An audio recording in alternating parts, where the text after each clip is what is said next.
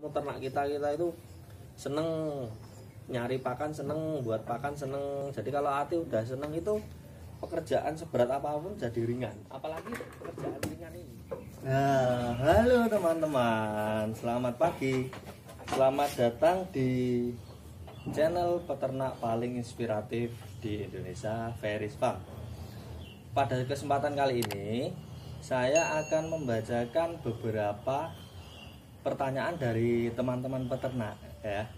Jadi banyak sekali pertanyaan-pertanyaan yang masuk baik via email, DM Instagram dan WhatsApp.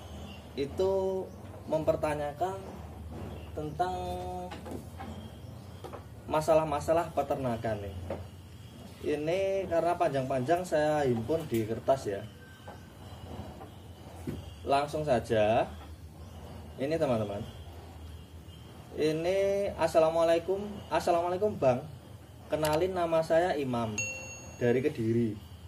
Saya punya pertanyaan Bang. Kira-kira untuk modal awal agar bisa beternak kambing seperti Abang, itu modal minimal berapa? Terus apa saja yang perlu diperhatikan? Tolong pencerahannya, terima kasih. Salam kenal untuk Mas Imam yang ada di Kediri. Jadi pada waktu itu modal minimal untuk beternak seperti ini tuh kisarannya adalah 13 sampai 15 juta teman-teman. Itu modal minimal. 15 juta itu kita udah dapat apa saja? Satu kandang ya teman-teman. Kandang itu kita buat sekitar habis dana 4 juta. 4 juta. Kemudian yang 6 juta itu untuk pembelian kambing 5 sampai 6 teman-teman. Jadi kita itu membeli kambing itu jangan 2, 3 itu terlalu sepi. Jadi minimal 6. Minimal 5 atau 6 lah. Seperti itu ya. Mas Imam ya. Lalu yang 5 juta untuk apa? Yang 5 juta itu untuk dana cadangan. Jadi kita punya 15 juta itu tidak untuk dihabiskan. Lah gunanya dana cadangan ini adalah untuk membeli pakan teman-teman. Jadi kita kan sistemnya peternakan penggemukan atau fattening ya. Fattening itu kita lakukan selama 3 bulan. Jadi selama 3 bulan itu kita harus mempersiapkan pakan selama 3 bulan. Jangan sampai di pertengahan bulan nanti kita kehabisan pakan atau kehabisan uang seperti itu teman-teman. Jadi kita persiapkan dananya minimal untuk 2 bulan pertama itu kita harus sudah ada pakannya. Dana sudah dibelikan kepada pakan untuk 2 bulan ke depan. Jadi ketika masuk di 1,5 bulan kita harus mencukupi sampai ke 3 bulan berikutnya teman-teman. Dengan sistem seperti itu saya rasa kegiatan akan berjalan sangat lancar ya. Ini untuk Mas Imam ya. Yang perlu diperhatikan yaitu tadi dana cadangan dan jumlah minimal kambing teman-teman. Nah untuk berikutnya kita keuntungan itu kita bisa upgrade untuk menambah. Untuk 5 juta itu kita udah bisa seperti itu teman-teman. Ini kuota 25 sampai 30 ekor kambing loh teman-teman.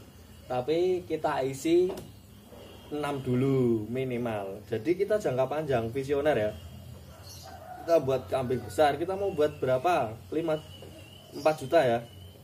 Itu bisa 30 ekor kambing. Jadi untuk upgrade nanti kita harus langsung jangka panjang teman-teman. Jangan dikit-dikit nanti ganti kandang, dikit-dikit nambah, dikit-dikit jadi langsung kita upgrade, scale up. Jadi tahun ini kita harus punya 30 kambing, tahun berikutnya kita harus punya 60, 100, 200 gitu. Jadi kita ada jenjangnya ya teman-teman ya. Tentunya yang perlu diperhatikan itu tadi dana cadangan. Dana cadangan adalah 1 kali harga kambing dan itu tidak mungkin habis. Apalagi dengan sistem pakan seperti ini, kita memanfaatkan limbah-limbah yang tidak dipakai dan itu nilai jualnya di luar itu sampah. Jadi kita beli, kita buat di sisi penghargaan kepada mereka, daripada dibuang kita belilah dengan harga lumayan daripada dibuang itu ya Mas Imam ya, dari Kediri. Semoga menjadi masukan yang baik untuk perkembangan berikutnya. Kemudian ini, salam sejahtera Bang, kenalin saya Rudianto dari Brebes. Sebelumnya saya bekerja di pabrik daerah Semarang. Karena ada pandemi COVID, akhirnya saya terkena efisiensi. Oh ini baru ini ya.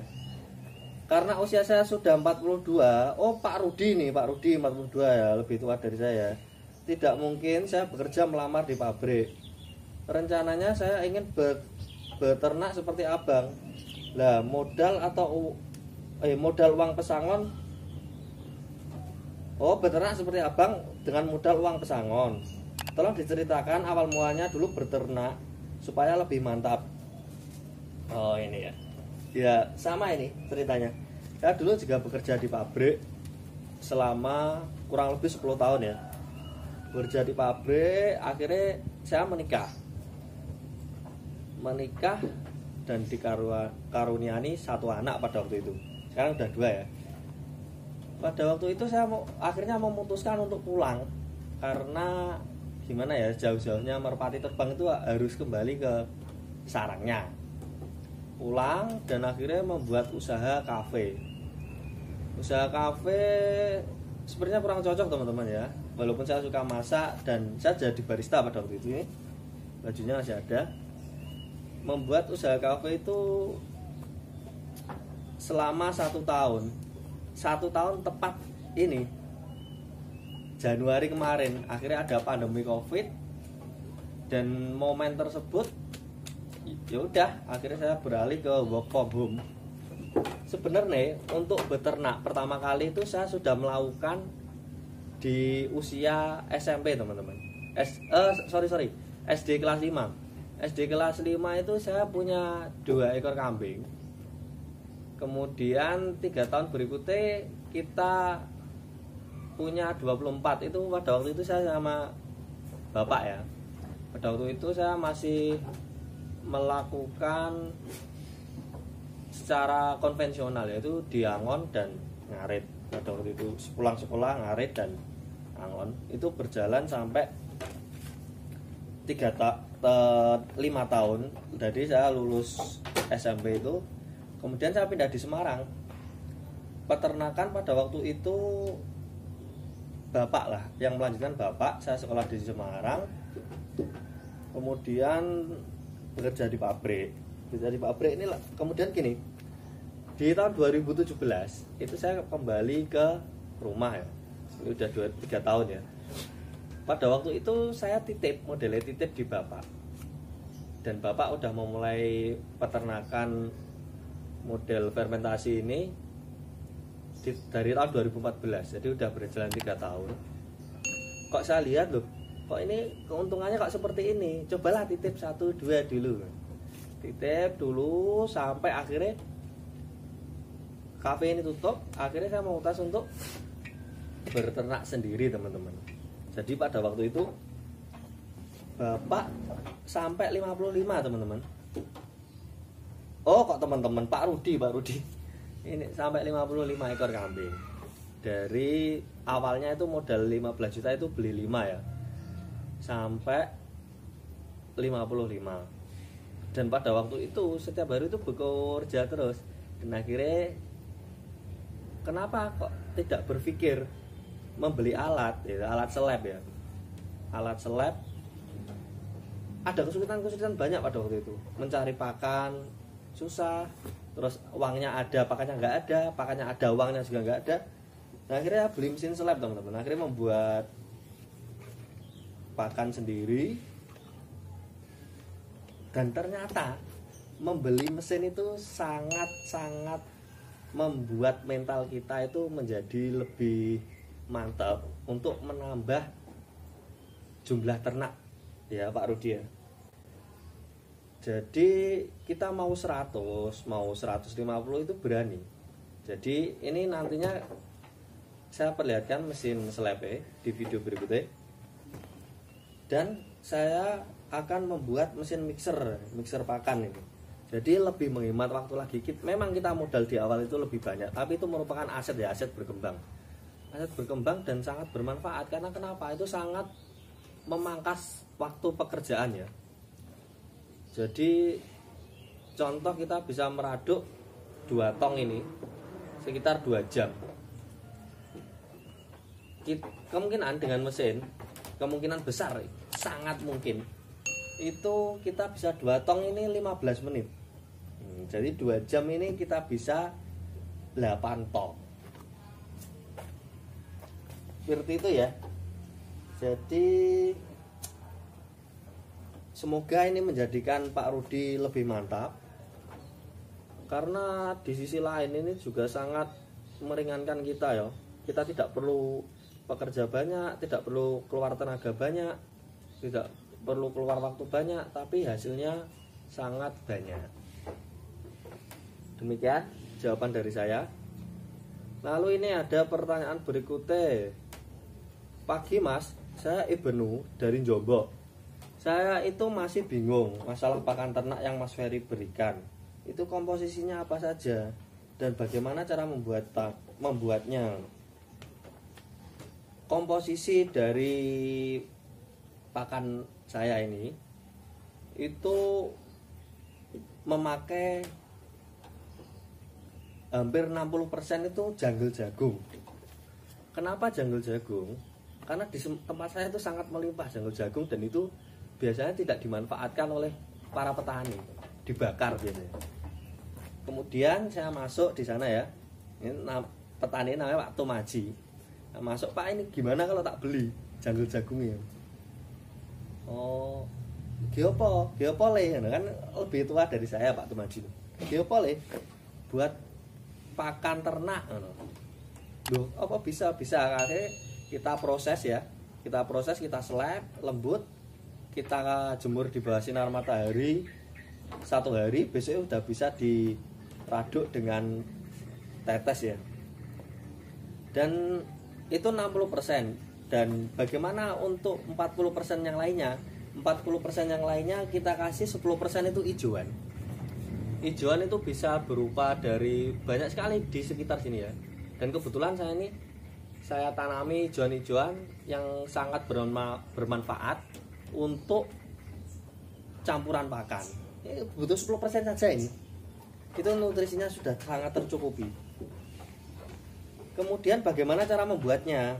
Jadi gini Mas Ibnu ya. Cara membuatnya gampang sekali. Untuk hijauan, ini saya masih manual ya. Saya potong-potong cacah kecil-kecil, lalu saya jemur 1 malam untuk mengurangi kadar airnya. Dan untuk tumbuhan yang muda kita tidak tebang pilih, kita babat semua. Jadi untuk misal nanti ada pertanyaan, loh, apa gak mencret? Enggak, karena kadar air udah kita keringkan dan kita proses fermentasi. Kemudian untuk janggel jagung itu kan nutrisinya kecil loh teman-teman. Nganu ya Mas Ibnu ya. Nutrisinya kecil, lalu kita naikkan dengan prebiotik kita. Prebiotik kita itu mengandung mineral, vitamin dan glukosa tinggi. Dan setelah itu kita campurkan, kita fermentasi. Mengapa fermentasi? Karena fermentasi itu adalah pola rupa dari rumen yang ada di ternak kita ya, rumensia ya. Jadi zat-zat kasar, serat kasar, lemak kasar itu yang harusnya diurai di rumen itu diuraikan di ini, di tong sebagian. Diuraikan jadi agar mudah diserap oleh tubuh ternak. Selain itu, ini juga dapat awet teman-teman ya. Ini bisa bertahan sampai 2 sampai 6 bulan bisa ini. Minimal dibuka itu saya 3 hari. Harusnya semakin lama itu penguraiannya semakin bagus dan prosesnya anaerob. Harus kedap. Ini tongnya sebenarnya ada sile ini. Ini beli di penjual tong-tong bekas itu ada banyak sekali dong. Ya Mas Ibnu ya. Semakin banyak semakin bagus ya, tergantung kebutuhan. Bagusnya itu tergantung kebutuhan. Ternak kita banyak, ini harus semakin banyak. Kalau enggak ini sirkulasinya sangat cepat. Jadi jatah kita bisa bekerja 2 minggu sekali, jadi seminggu bisa 3 kali karena keterbatasan alat ini tadi. Demikian, semoga masih penuh paham ya untuk komposisi dan cara pembuatan makan. Untuk video pembuatan makan nanti lebih jelasnya di video berikutnya Mas Ibnu. Akan saya bahas Mas Ibnu ya. Jadi ikuti terus channel saya. Terus pertanyaan berikutnya ini. Halo Mas Ferry, kenalin nama saya Rohman. Yang tempo hari ketemu di warung Keranggan. Bulan lalu pas itu musim hujan nih. Kita ngopi bareng ketemu Mas Rohman ini kalau nggak salah dari Kandangan. Setelah ngomong-ngomong kemarin, saya kok jadi tertarik dengan berternak mandiri saja gitu. Oh iya, jadi Mas Rohman ini dulu itu cerita bahwa dia itu model sistemnya itu ini paroan. Sebelumnya saya sistem paroan sama tetangga di desa. Tolong dong jelasin lebih baik dengan ngarit atau fermentasi. Lebih baik atau tidaknya itu relatif ya Mas Rohman ya. Untuk Mas Rohman itu ngarit juga bagus karena untuk menekan biaya pembelian ini janggel jagung dan yang lain-lain itu kan bisa di gratis ya. Itu kan kalau waktu Mas Rohman itu luang. Ngarit pun itu juga ada caranya. Jadi contoh ya, kita di lapangan itu ada rumput yang rimbun sekali. Kita bawa alat pemotong rumput. Ini tekniknya. Lalu kita masukkan ke, harus jumlah besar. Sekali bekerja itu harus jumlah besar. Agar kita di kemudian hari itu lebih ringan. Jadi pakai alat mesin pemotong rumput atau ngarit dengan sistem seperti saya kemarin ya Mas Roman. Momol tebu itu gratis banget. Saya dalam waktu setengah jam itu bisa mendapat 4 bongkok. 4 bongkok itu untuk 2 tong. Untuk 15 hari. Jadi harus banyak. Terus untuk mengakalinya kita lakukan dengan cara silase. Silase itu tetap sama prosesnya fermentasi. Jadi lebih baik mana? Ngarit dan atau fermentasi. Ini kalau digabungin malah sangat baik ini. Jadi udah kita dapetnya gratis. Terus kita proses silase dan fermentasi. Itu bisa sangat profit menambah profit ya. Jadi dengan cara menekan cost itu kita bisa menaikkan persentase profit kita Mas Rohman ya. Jadi ini nggak ada baik-baikan, mau ngarit mau fermentasi, yang penting itu tekniknya. Nah, teknik dari kita punya teknik yang bagus untuk ngarit, kemudian difermentasi digabungin, itu sangat bagus sekali. Keuntungan bisa sampai 90% dari pengeluaran pakan sebelumnya. Kemudian ini yang terakhir ini ya, Mas Fer, saya Martono Mas, saking Blitar. Oh iya, Jawa tulen ya. Gini Mas, malah bahasa Indonesia. Gini Mas, saya masih bingung Mas. Saya punya cukup uang untuk beli 2 ekor sapi. Tapi setelah melihat video Mas Ferry, kok jadi tertarik beli kambing, ya Mas. Menurut Mas Ferry, saya lebih baik beli sapi apa beli kambing Mas? Ya ini kembali ke pertanyaan lebih baik mana. Ini gini aja ya, sebagai pandangan. Kalau saya pribadi ini, opini pribadi, ini tidak bermaksud untuk memengaruhi ya. Nanti di filter sendiri. Saya pribadi misal contoh ya, 2 ekor sapi, 1 sapi 15 juta. Ini posisi berarti udah punya kandang ini berarti Pak Martono ini. 2 ekor sapi kita di luar kandang ya. 2 ekor sapi itu berarti kan 30 juta ya. 30 juta. Dari pengalaman teman saya itu keuntungan beli dari 18 juta kemarin beli pedet 18 juta, di tahun berikutnya bisa laku 27 juta. Berarti separuh dari harga beli ya dalam 1 tahun itu keuntungan kotor itu tentunya. Jadi anggap saja gini, jelek-jeleknya 30 juta modal, berarti kita di tahun berikutnya kita bisa untung 15 juta, berarti mendapat uang kita kotor 45 juta ya di 1 tahun, durasinya 1 tahun. Nah saya pribadi 30 juta itu saya belikan 25 ekor kambing, 25 ekor kambing atau sampai 30 ekor kambing saya habiskan untuk beli 30 ekor kambing. Nah, perhitungannya seperti ini. Dengan sistem fattening yang Veris Farm aplikasikan, itu dalam 3 bulan kita bisa untung sekitar 500 sampai 600 itu kotor. 500 sampai 600 itu kotor dari 1 ekor kambing ya. Biaya untuk pakan itu 1 kambing sebulannya 60.000. Jadi dipotong kali 3 180 berarti 420 ya. Kalau 600.000 420 1 ekor kambing. 420 itu kita kalikan 30 ya, udah 12 juta dalam 3 bulan dengan modal yang sama ya, berarti 1 tahun ya, 1 tahun kan kali 4 berarti 48 ya. Yang satu tadi untung 15, yang satu untung 48.